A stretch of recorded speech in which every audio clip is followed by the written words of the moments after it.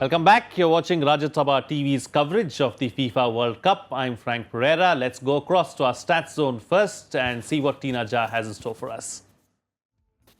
Welcome to the Stat Zone once again. We are now in the most exciting part of the World Cup. The semi-final lineup is complete. It's France, Belgium, England and Croatia, an all-European lineup. Talking about the team that made it to the semi-finals first, France. The 1998 champions beat Uruguay to enter the last four of the competition. Belgium joined them next when they beat five times champions Brazil in a thrilling encounter, also ending South American participation at this World Cup. England came next when they beat Sweden 2-0 on their way to making history, entering the semi-final for the first time since 1990.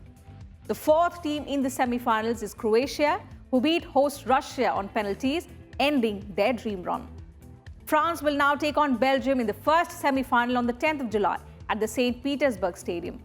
Belgium and France both together reached the World Cup semi-finals last in 1986, though on that occasion, the draw kept them apart. They did, however, meet in the third place playoff, where France triumphed 4-2. In the second semi-final, England will take on Croatia on the 11th of July at the Luzhniki Stadium in Moscow. Croatia proved in their quarterfinal that they have nerves of steel, as they won a second straight penalty shootout at these World Finals. While England gave their fans a thrilling match against Sweden, we will be looking forward to two enthralling games. For the moment, that's it from me from the Stat Zone. We will be looking forward to two enthralling games. We'll talk about those two games, of course, during the course of the next couple of days in the lead up to the semi-finals itself. But now it's time for our brand new segment, Experts Pick, where we will pick our guests' brains about what, according to them, is the standout performance of the tournament so far and their pick for the best player and team till now.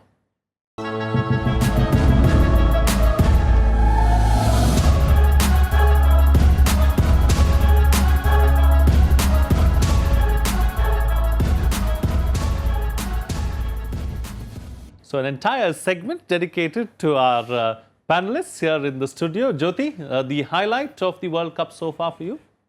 Has to be the Japan-Belgium game. You know, that to me, I really enjoyed watching that game. I love it when teams come back from a deficit and, you know, turn things around, because it just shows how unpredictable a game of football can be. Four teams remaining. Belgium is one of them. Is Belgium your top pick for lifting the World Cup? At the moment, yes, I would say so. I mean, given their last performance. And they're a team who have shown character. So I think that also counts. They've got experience, they've got youth. It's an all-rounded side. And yeah, I would expect, I feel that they would go far.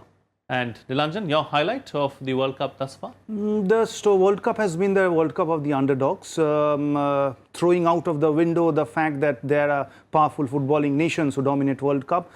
South Korea's victory over Germany, that was huge. It made a statement, the world champions, and I have a soft corner for Asian teams, being from this part of the world. Being the world champions, they were just decimated by an Asian team, and that is in tandem with all the results which we have seen during the World Cup. Germany, Brazil, Argentina, strugglers out there almost, despite Brazil being there. They were not in the usual cells, and the evolution of football has brought out many a smaller nation to be a bigger nation in the World Cup. The promise is there. That was, to me, the best team performance. And mind you, Korea were already out of the World Cup Indeed. by then. They are both now out of the World Cup. Four teams remaining. Who's your front runner? France, I believe so. They are playing percentage football. The maturity in the side is showing, and they are able to take match by match, even half by half. Okay. Jyoti, let's talk about the players now. Who was your player of the tournament thus far, till the quarterfinals? You know, we don't talk a lot about defenders, but to me, Godin was someone who really lifted the Uruguayan team, and I think he didn't get enough credit for that. Everyone kept looking at Cavani and, you know, Aguero, sorry, not Aguero, Suarez up front, and of course their midfield. But the work that Godin puts in at the back is something that is inhuman. That guy, you know, his placement, his positioning, his foresight, it's incredible to watch him, and he's to me one of the best defenders in the world right now. Most underrated also, do you think? Very underrated. He's a quiet guy. He doesn't really want to be in the spotlight much. Nilanjan, your player of the tournament thus far? I always watch football to see exciting people. Football is a game of 4S. They say skill, stamina, speed. And Mbappe has personalized all of them onto the field. Someone who's arrogant, someone who has the speed, someone who has the skill, and barely a 19-year-old. Here is someone whom you can relate to for the next maybe a decade or so. The pick of the tournament among the players. Doesn't matter if he wins the World Cup for France or not. The most exciting prospect on display in this World Cup. Yes, indeed. Most interesting prospect is the key word there, because he's got several years ahead of him. Remains to be seen how he carries his football forward. But talking about standout team thus far, Jyoti, till the quarterfinal. I've enjoyed watching Uruguay play. You know, they may have lost their last game, but I've enjoyed the way they've played. They play like a complete team. They've got quality in the middle, front, in the front, in the defense, in goal. You know, they've been playing interesting football. To me, I mean, I would have expected them to go further, but that's how it is in football. It's a team that plays better on the day. I thought, to me, I like the way they play. All right, Nilanjan, your standout team thus far? The best team has been France for me. Not a very, very exciting team which catches the eye. People will wake up and say, hey, there's a French side. Match by match percentage football playing, and there's that balance in the French squad, right from the goalkeeper to the up front. They have people in each and every department who are equally capable of leading the team. So this French team has been, and they have been very, very the smartest team on the field. If they are enjoying a 2-0 lead as they did it against Uruguay, they shut them down. They know when to press on the accelerator. They know when to take it off. They are masters in slowing down the game. The gamemanship is brilliant. The most compact and the most cunning team, if I am allowed to use that word, has been France for me. You know, Jyoti, this World Cup hasn't been as flamboyant on and off the pitch as some of the other World Cups that we've seen in the past. Do you miss that a bit? Yes, of course. I mean, apart from the football, of course, there are things that, you know, add to the whole excitement of a World Cup, which this World Cup's been a bit tame in that respect.